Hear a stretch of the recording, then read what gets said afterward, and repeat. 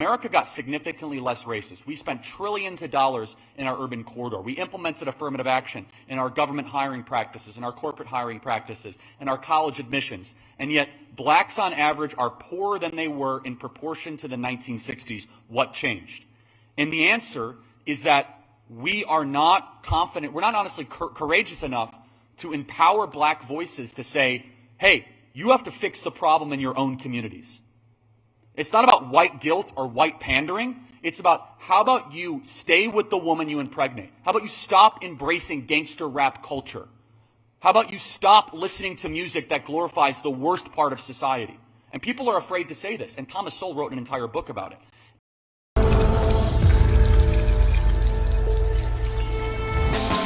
Guys, welcome back to my YouTube channel. So if you are new here, please subscribe to my YouTube channel. So today I'm reacting to Charlie Kirk crush race pro affirmative action activist. So guys, please stay tuned and enjoy this wonderful video with me. And my question has to do with affirmative action, and I mentioned several times earlier. In the history of the United States, as we all know, Civil War ended in 1865, and a lot of people think that slavery ended back then, but there was another form that is called indentured servitude that lasted until around the early 1900s, and so this form sort of continued, and then we got the civil rights movement in 1965. And so my question is, given the history, there are injustices done on people of color, and do you think that they deserve some sort of reconciliation? And if so, if not with affirmative action, what form? And if affirmative action is the answer, which according to your answer earlier, not exactly what you agree with, but for what length, right? How long should it last? And that's my question. No, like no reconciliation, no reparations. We've already overly prioritized in society. I'll prove it to you. There is institutional black privilege in society today, and no one wants to say it out loud. Blacks can get into college with lower test scores. They get more acting contracts. They're literally in every other television commercial, right? They're allowed to, literally, if a white person says a certain word, you could be completely terminated from public life, right? And so we spent trillions of dollars post-Great Society, post the Civil Rights Act paired with the Great Society. Did any of that help? No, actually, blacks got poorer on average. And so before the Great Society, 75% of blacks growing up in America had a father and a mother in the home. Now that number is anywhere between 20 to 25%. So America got significantly less racist. We spent trillions of dollars in our urban corridor. We implemented affirmative action in our government hiring practices, in our corporate hiring practices, in our college admissions. And yet, blacks on average are poorer than they were in proportion to the 1960s. What changed? And the answer is that we are not confident, we're not honestly courageous enough to empower black voices to say, hey, you have to fix the problem in your own communities. It's not about white guilt or white pandering. It's about, how about you stay with the woman you impregnate? How about you stop embracing gangster rap culture? How about you stop listening to music that glorifies the worst part of society? And people are afraid to say this, and Thomas Sowell wrote an entire book about it. And the affirmative action creates race resentment is what ends up happening. And while I acknowledge that, yes, of course there were laws that were unjust in the past, we've already lived under the biggest reparations program in the history of modern society, and it's been an abysmal failure. You want to know what true liberation would look like? Black America taking responsibility for their actions and doing the 3 to 4 things that are necessary. Wow, Charlie, like, he's really good. Like, I just love the way he's explaining everything to the college students, like in terms of him saying that black and white races being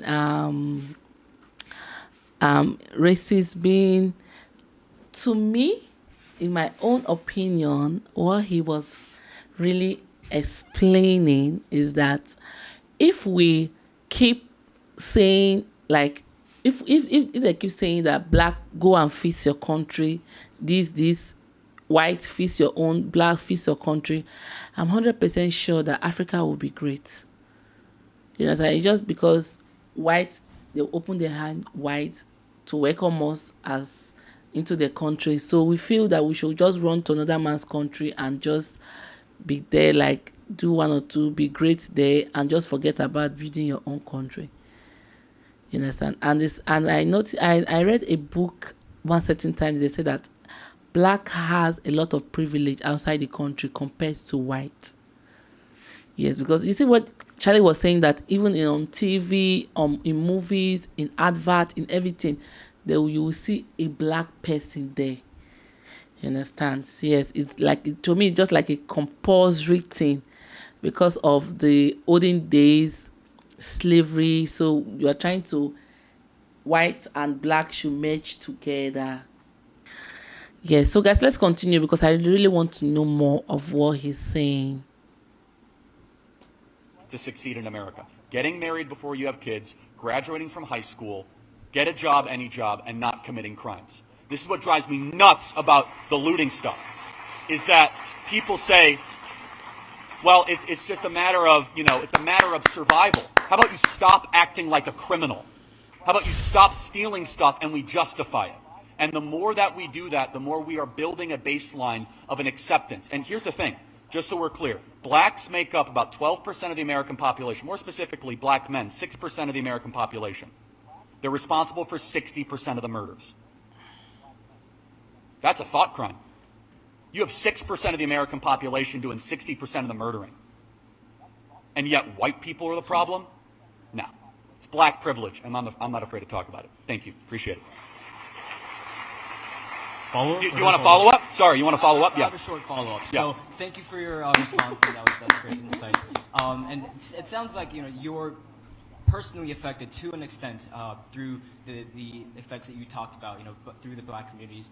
And since we are affected, and you as well, do you think we have some sort of responsibility to sort of fix the problems on, instead of just giving our opinion, actually doing to an amount of what we can do? And if so, what would that look like?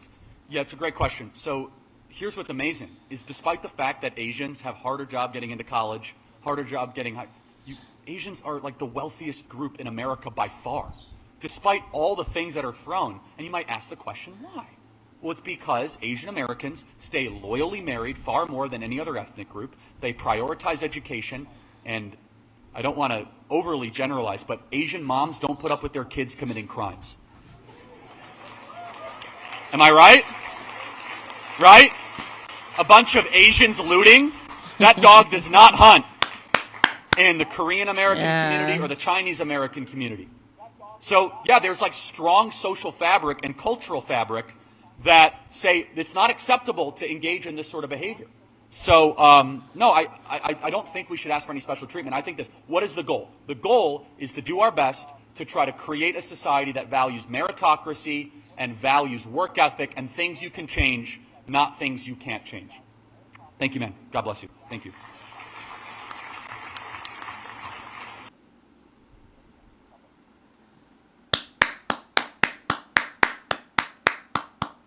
Wow, this is good, Charlie.